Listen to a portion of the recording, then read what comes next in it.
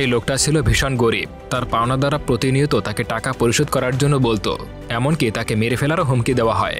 হঠাৎ একদিন তার কাছে একটা চিঠি আসে, সেই সঙ্গে একটা ম্যাপও পাওয়া যায় যেখানে রয়েছে তার দাদার আমলের গুপ্তধন।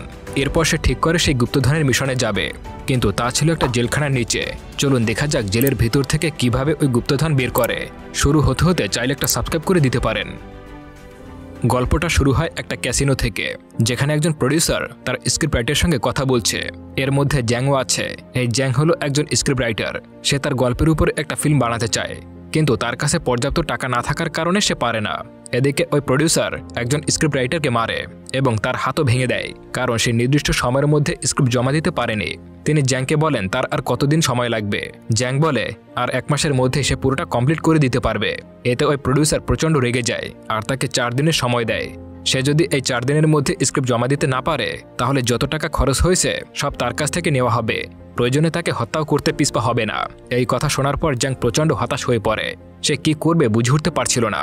তখন তার কাছে একটা পার্সেল আসে, যেটা তার দাদা তাকে পাঠিয়েছিল। সেটা খুলে দেখতে পায় সেখানে একটা চিঠি রয়েছে। চিঠি পড়ে সে বুঝতে পারে তার দাদা অনেকদিন আগেই মারা গেছে। লেটারের সঙ্গে একটা ম্যাপও ছিল, যেখানে তাদের কিছু পৈতৃক সম্পত্তি ছিল, যেমন সোনা রূপা এইসব আর কি, যেগুলো এখন একটা জেলখানার নিচে রয়েছে। তাকে যে ম্যাপটা দেওয়া হয়েছে সেখানে ওই সোনা পর্যন্ত যাওয়ার পথ বর্ণনা করা হয়েছে। আসলে অতীতে তার দাদার বাড়ি এখানেই ছিল, পরে সেটা সরকার নিয়ে গিয়ে সেখানে একটা বড় জেলখানা তৈরি করেছে। আর ওই সোনাগুলো জেলের নিচেই কোথাও চাপা পড়ে আছে। সে ভাবতে থাকে তার কাছে একটা সুবর্ণ সুযোগ এসেছে, এখন সে সব ঋণ পরিশোধ করে দিতে পারবে। কিন্তু সেটা কিভাবে? একটা জেলের ভিতর থেকে বিপুল পরিমাণ স্বর্ণ উদ্ধার করা পুরোটাই অসম্ভব ছিল। সে বিভিন্ন রকমের ডকুমেন্টারি এবং ফিল্ম দেখতে শুরু করে। শেষমেশ সে একটা সিদ্ধান্তে উপনীত হয়, তাকে প্রথমে আসামি হয়ে জেলে ঢুকতে হবে। সেজন্য তাকে আগে ক্রাইম করতে হবে। সে পুলিশের উপরে ড্রিঙ্ক করে মারামারি করতে শুরু করে। এজন্য তাকে জেলে প্রেরণ করা হয়। ওই জেলে নানান কয়েদের মধ্যে কিম নামের একজন কয়েদি ছিল। জ্যাংকে দেখতে পেয়ে তারা অনেক কয়েদি এগিয়ে আসে। এরপর তার বার্থডে সেলিব্রেট করে। আসলে তারা এই জেলে একটা পরিবারের মতোই থাকতো। তাদের প্রধান ছিল কিম। যেহেতু এই জেলে তার প্রথম দিন, তাই সে খুব নার্ভাস ফিল করছিল।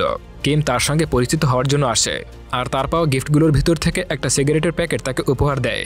সে জানায় আজ থেকে তারা খুব ভালো বন্ধু হয়ে যাবে, আর জ্যাংকে তারা সবসময় হেল্প করবে। পরের দিন জ্যাং ওই জেলে এক আসামির সঙ্গে কথা বলে। সে বলে এই জেলে 2টা গ্রুপ রয়েছে। একটা হলো কিমের গ্রুপ, যারা সবসময় সত্যের পথে থাকে, আর একটা হলো বিনের গ্রুপ, যারা খুবই ডেঞ্জারাস। সে কোনো আইন মানে না। তুমি ওই গ্রুপ থেকে সবসময় দূরে থাকবে। ঠিক তখনই সেখানে বড় একটা গাছ দেখতে পায়, যেই গাছটা ছিল তার দাদার আমলের। তখন সে ওই ম্যাপটা ভিজুয়ালাইজ করতে শুরু করে। তখন বিনের টিম সেখানে চলে আসে। এরপর তাকে ধরে নিয়ে যায়। বিনের এক টিম মেম্বার তাকে জানায় প্রতি মাসে তাদের বসকে টাকা এবং সিগারেটের প্যাকেট উপহার দিতে হবে, আর প্রতিদিন তাকে যে খাবার দেওয়া হবে তার কিছু ভাগ তাকে দিতে হবে। এই শর্তগুলো যদি কোনো কয়েদি না মানে, তাহলে টর্চার করা হয়। জ্যাং খুব ভয় পেয়ে যায় এবং তাদের কথায় রাজি হয়ে যায়। এরপর বিন একটা গ্লাসে কফ ফেলে আর সেটা পান করতে বলে, আর এটা যদি পান করতে পারে তাহলে প্রমাণিত হবে সে তাদের বিশ্বস্ত। তখনই বিন তাকে রক্ষা করবে। এই সময় কিম সেখানে চলে আসে আর তাকে ওখান থেকে উদ্ধার করে নিয়ে যায়। কিম জানায় জ্যাংয়ের নিরাপত্তার দায়িত্ব তারা নিয়ে নিয়েছে। এদিকে বিনও বুঝে যায় জ্যাং কখনোই তাদের টিমে আসবে না। সে কিমকে জানায় জ্যাংকে সুযোগ পেলেই তারা হত্যা করে ফেলবে, আর তার টিমকে বলে জ্যাংয়ের জীবন আজ থেকে জাহান্নাম বানিয়ে ফেলাও। তারা খাবারের সময় তাকে ডিস্টার্ব করতে শুরু করে আর জোর করে সেগুলো খাওয়ার জন্য। কিন্তু কিমের টিম এগুলো সহ্য করতে না পেরে 2 টিমের মধ্যে লড়াই শুরু হয়ে যেত। জ্যাংকে নিয়ে প্রতিদিন এখানে টুকটাক ঝামেলা হতো। পুলিশ বিনকে অনেক সাজা দিত, কিন্তু তারপরেও তারা থেমে থাকতো না। পরের দিন জ্যাংয়ের কাজ আসে জেলের ক্যান্টিন পরিষ্কার করার জন্য। তার কাছে একটা সুবর্ণ সুযোগ আসে ওই সম্পত্তি খোঁজার জন্য। সে খুঁজতে খুঁজতে একটা লাইব্রেরিতে চলে আসে। জেলের ইতিহাস এবং লোকেশনের ম্যাপ দেখছিল। ঠিক তখনই সেখানে বিন চলে আসে আর তার উপরে অ্যাটাক করে বসে। একটা সময় সহ্য করতে না পেরে সে অজ্ঞান হয়ে যায়। অন্য এক আসামি দৌড়ে এসে এই খবর কিমকে জানায়। তখন কিম পুরো দল নিয়ে বিনের কাছে চলে আসে। তাকে জানায় যদি জ্যাংয়ের কিছু হয়ে যায় তাহলে বিনকে ছেড়ে দেওয়া হবে না। কিন্তু বিন এখানে নিজের অ্যাটিটিউড দেখে চলে যায়। অনেক খোঁজাখুঁজির পর তাকে একটা ময়লার বক্স থেকে উদ্ধার করা হয়। এখন সকলের কাছে একটা খবর ছিল যে জেলে একটা গ্যাংযুদ্ধ হতে পারে। জ্যাং এই সুযোগটা কাজে লাগাতে চাইছিল। সে ভাবছিল সবাই যখন যুদ্ধে নামবে সেই সুযোগে সে গুপ্তধন খুঁজতে থাকবে। আর এই ট্রেজার হান্ট করতে গেলে জেলের ম্যাপ তার কাছে খুবই গুরুত্বপূর্ণ। আর জেলের ম্যাপটা রয়েছে সিক্রেট একটা রুমের মধ্যে। পরের দিন 2 গ্রুপের মধ্যে প্রচণ্ড লড়াই শুরু হয়ে যায়। তখন জ্যাং তাদের ভেতর থেকে চলে আসে আর খুবই গোপনে একটা গার্ডের কাছ থেকে সিক্রেট রুমের চাবি বের করে নেয়। এবার ওই চাবিটা নিয়ে সিক্রেট রুমের দরজা খুলতে আসে। আর তখনই বিন তাকে পেছন থেকে অ্যাটাক করে বসে। বিনের প্রচণ্ড মারের আঘাতে হাত থেকে চাবি ছিটকে গিয়ে অন্য একটা রুমে চলে যায়, যার ফলে এইবারের মতো তার গুপ্তধন খোঁজার মিশন ব্যর্থ হয়। এই ঘটনার পর সব আসামিদের আলাদা আলাদা সেলে বন্দী করে রাখা হয়, যাতে তারা আর ঝামেলা করতে না পারে। কিম জ্যাংকে পাশাপাশি সেলে রাখা হয়েছিল। কিম কিছুটা ইমোশনাল হয়ে বলে, আমি তোমাকে রক্ষা করার অনেক চেষ্টা করেছি, কিন্তু এবারের মতো ব্যর্থ হলাম, কিন্তু ভবিষ্যতে আর তোমার উপরে কোনো আঘাত আসবে না। তখন জ্যাং প্রচণ্ড রেগে যায় আর বলে, আমি এই গ্যাংযুদ্ধ চাই না, আমি নিজেই নিজেকে রক্ষা করতে পারবো। এরপরে লাঞ্চের সময় হয়ে গেলে এক গার্ড এবং একজন আসামি চলে আসে খাবার দেওয়ার জন্য। তখন সেই আসামি জ্যাংকে বলে, কিছু বছর আগে সে কিমের কাছ থেকে একটা কথা শুনেছিল। তার একটা আপন ভাই ছিল, যার নাম ছিল জ্যাং। তার ভাই কিমকে বাঁচাতে গিয়ে মারা যায়, আর কিম ঢুকে যায় জেলের মধ্যে। আসলে কিমও সত্যি কথাই বলেছে, তোমার মধ্যে নিজের ভাইকে ও খুঁজে পায়। পরের দিন তারা দুজনে এক হয়ে যায়। এখানে জ্যাং ডিসাইড করে কিমকে ওই গুপ্তধনের ব্যাপারে জানাবে। জ্যাং যখন কিমকে জানায়, তখন কিম তাকে হেল্প করার জন্য রাজি হয়ে যায়, কিন্তু তার পরিবর্তে কিছুই নেবে না। সে জ্যাংকে নিজের ভাইয়ের মতোই ভালোবাসে, আর ভাইয়ের সাহায্যের জন্য সে সবসময় প্রস্তুত। তখন তারা একটা প্ল্যান তৈরি করে। পরিকল্পনায় বলা হয়, তারা প্রথমে জেলের ডায়াগ্রাম ওই সিক্রেট রুম থেকে চুরি করবে। এর জন্য যে সিকিউরিটির কাছে চাবি থাকবে তাকে আগে পটাতে হবে, কিন্তু জেলের মধ্যে গার্ডকে ম্যানেজ করা খুবই অসম্ভব। তাই তারা তার ঘাড়ে এক প্রকার কাঠের গুঁড়ো লাগিয়ে দেয়। এই সিকিউরিটির কাঠের গুঁড়িতে প্রচুর অ্যালার্জি ছিল, সে অসুস্থ হয়ে যায়। এরপরে জ্যাং তাকে নিয়ে ডক্টরের কাছে চলে যায়। ডক্টর তাকে ইঞ্জেকশন দেয় এবং রেস্টে থাকতে বলে। এরপরে জ্যাং তার ইউনিফর্ম পরে চাবি নিয়ে সিক্রেট রুমে প্রবেশ করে। বেশ কিছুক্ষণ খোঁজাখুঁজি করে জেলের ডায়াগ্রাম ফাইল হাতে পায়, আর সেটার ভেতর থেকে গুপ্তধন পর্যন্ত পৌঁছানোর রাস্তা পেয়ে যায়। জেলের ডায়াগ্রাম অনুসরণ করতে করতে তারা একটা সুড়ঙ্গ খুঁজে পায়। এরপর তারা দুজনেই ওই পথ ধরে ভিতরে প্রবেশ করে। বেশ কিছু দূর যাওয়ার পর দেখতে পায় সেখানে একটা ওয়াল দেওয়া আছে। এখানে তাদের ওই দেয়ালটা ভাঙতে হবে, কিন্তু এতে প্রচুর শব্দ উৎপন্ন হবে। প্রথমে একটা ড্রিল মেশিন আনবে, সেই সঙ্গে দুটো হ্যামার আনবে, আর এই কাজটা করতে হবে সম্পূর্ণ নিঃশব্দে। এই জন্য তারা প্রথমে ওয়াশিং মেশিনের একটা মেশিন বের করে, আর সেটা দিয়ে ড্রিল মেশিন তৈরি করে ফেলে। আর তারা নির্দিষ্ট একটা সময় ঠিক করে যখন এই অপারেশন শুরু করবে। জেলের লন্ড্রিতে যখন জামা কাপড় ধোয়া হচ্ছিল, তখন তারা সেখানে প্রবেশ করে আর ড্রিল মেশিন দিয়ে দেয়ালটা ছিদ্র করে। এরপরে নিচে গিয়ে ক্রমাগত দেয়াল আঘাত করলে সেটা ভেঙে যায়। এরপর তারা ভেতরে প্রবেশ করে। জ্যাং দেখতে পায় চারদিকে খুবই অন্ধকার রয়েছে। সেখানে অনেক খোঁজাখুঁজি করে, কিন্তু কোনো গুপ্তধন খুঁজে পায় না। এরপর সেখানে কিমও চলে আসে। এসে একটা বক্সের ভেতর থেকে ছোট্ট একটা পাথরের টুকরো উঠায়, আর সঙ্গে সঙ্গে সেখানে দরজা খুলে যায়। আর দেখতে পায় সেই বক্সের মধ্যে অনেকগুলো স্বর্ণের বার রয়েছে। জ্যাং প্রচণ্ড খুশি হয়ে যায়। এখন তাদের সামনে নতুন চ্যালেঞ্জ উন্মুক্ত হয়ে গেছে।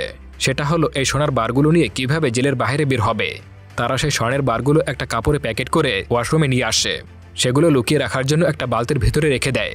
এরপর তারা প্ল্যান করে সপ্তাহে যে একদিনের জন্য আসামিদের পোশাক জেলের বাইরে যায় ধোয়ার জন্য, সেই সব প্যাকেটগুলো তোলা হয় হ্যান্ডফার গ্লাভস দিয়ে। তারা সোনার বারগুলো ওই মেশিনের নিচে রেখে দেয়। এরপরে জ্যাং যখন বাইরে চলে যাবে তখন সেখান থেকে নিয়ে নেবে। আর এই ঘটনা সেই দিন করবে যেদিন সে মুক্তি পাবে, অর্থাৎ চলতি মাসের 22 তারিখে। পরের দিন বিনও অ্যাটাকিং মুডে চলে আসে। কিমের দলের একজন মেম্বারকে চাকু দিয়ে আঘাত করেছে। তখন সে বুঝে যায় জ্যাংয়ের উপরেও ক্ষতি হতে পারে, এজন্য সে জ্যাংয়ের কাছে চলে আসে। এদিকে বিনও জ্যাংয়ের কাছে চলে এসেছে তাকে আঘাত করার জন্য। তখন তিনজনের মধ্যে প্রচণ্ড লড়াই শুরু হয়ে যায়। ঠিক তখনই বিন বালতির মধ্যে সোনার বারগুলো দেখতে পায়। তখন সে বুঝতে পারে এরা দুজন এতদিন এই সোনার বারগুলোর জন্যই কিছু করছিল। তখন ওই জায়গায় দুজন গার্ড চলে আসে। এরপর তারা তিনজন আগের জায়গায় দাঁড়িয়ে পড়ে, অর্থাৎ তাদের মধ্যে এতক্ষণ যে লড়াই চলছিল সেটা বুঝতেই দেয় না। এদিকে কিমের সেই সঙ্গীর অবস্থা আরও খারাপ হতে শুরু করেছে। পরের দিন দেখা যায় সেই ফিল্ম প্রডিউসার সেই জেলে আসামি হয়ে ফিরে এসেছে। সে জ্যাংকে বলে তার টাকা তাকে ফেরত দিয়ে দিতে হবে, নয়তো এখানেই সে তাকে হত্যা করে ফেলবে। তখন ওই জায়গায় বিনও চলে আসে আর তাকে প্রডিউসারের হাত থেকে বাঁচিয়ে নেয়। তখন জ্যাং বিনকে বলে সে কেন এই জেলে এসেছে আর উদ্ধার হওয়া সোনাগুলো নিয়ে বাইরে চলে যাবে। তখন বিনও বলে সেও এই জেল থেকে পালিয়ে যাবে একই সময় একই দিনে। তখন জ্যাংকে জানায় এই সোনা জেল থেকে বের করা অসম্ভব, এবং বিন তাকে প্রচণ্ড মারতে থাকে। সেখানে কিমও চলে এসেছে। সে প্রথমে বিনকে এই প্ল্যানে নিতে চাচ্ছিল না, পরে জ্যাং তাকে অনেক বুঝায়। এরপরে তারা একটা টিম হয়ে কাজ করে। এখানে কিম জানায় কিছুদিন পরে জেলের প্রতিষ্ঠা দিবস শুরু হয়ে যাবে। ওই দিন সকল আসামি বাইরে থাকবে আর অনুষ্ঠানের জন্য রাতে পার্টি হবে। আমাদের সকল প্ল্যান ওই দিনই করতে হবে। এখানে প্রধান সমস্যা হলো জ্যাং অল্প কিছুদিনের মধ্যেই মুক্তি পাবে, কিন্তু জেলের প্রতিষ্ঠা দিবস এখনও অনেক দেরি আছে। জ্যাংয়ের যদি জেলে থাকতে হয় তাহলে তাকে আবারও অপরাধ করতে হবে। তখন বিন ঠিক করে জ্যাংয়ের উপরে হামলা করবে। এর ফলে আবারও গ্যাং যুদ্ধ শুরু হয়ে যাবে আর তাদের আলাদা সেলে রাখা হবে। এখানে তারা একটা মাস্টার প্ল্যান তৈরি করে। জ্যাং তাদের জানায় এই জেলে আসার আগে সে 4টা পথ তৈরি করেছে যেখান থেকে পালিয়ে যাওয়া যাবে, যেগুলোর মধ্যে লন্ড্রিতে যাওয়ার রাস্তা দিয়ে একটা টানেলে পৌঁছানো যায়। আর সেই টানেলের ভেতর দিয়ে সমুদ্রে চলে যাওয়া যাবে। এখানে বিন বলে সেখানে সে একটা বোটের ব্যবস্থা করে দিতে পারবে, কিন্তু এর জন্য অনেক দড়ির প্রয়োজন হবে। তাই কিম ঠিক করে বিভিন্ন কাপড় কেটে কেটে দড়ি তৈরি করে দিতে পারবে। বিন লুকিয়ে গাড়ির চাবি নিয়ে আসতে পারবে। এখন তাদের দরকার এক্সক্লুসিভ, তাই অনেক বুদ্ধি খাটিয়ে কিম ছোটোখাটো একটা বোমা তৈরি করে ফেলে। এখন সেই দিন চলে আসে, সকল আসামিরা অনুষ্ঠানে যোগদান করে। এরপর রাতে পার্টি শুরু হয়, আর একটা আগুনের ফুলকি বেলুনের উপরে পড়ে এবং একটা ব্লাস্টের সৃষ্টি হয়। তখন জেলের মধ্যে হইচই শুরু হয়ে যায়। তখন ওরা তিনজন পালানোর জন্য পুরোপুরি প্রস্তুত হয়ে গিয়েছে। তখন এক গার্ডের নজর পড়ে তিনজন কয়েদি এখান থেকে উধাও হয়েছে। এর জন্য তাড়াতাড়ি করে খোঁজাখুঁজি শুরু করে দেয়। এদিকে তারা তিনজন টানেলের রাস্তা দিয়ে অনেকটা ভিতরে চলে এসেছে। মাঝপথে জ্যাংয়ের চোট লাগে, তবুও সে থেমে থাকে না। কিছু সময় পর কিম জ্যাংয়ের ট্রিটমেন্ট করে, নইলে এই মিশনটা পুরোপুরি ব্যর্থ হয়ে যাবে। এখানে বিন একটা চাকু নেয়, কারণ সে চাইছিল তাদেরকে খুন করে সকল সোনা একাই নেবে, এরপর জেল থেকে পালিয়ে যাবে।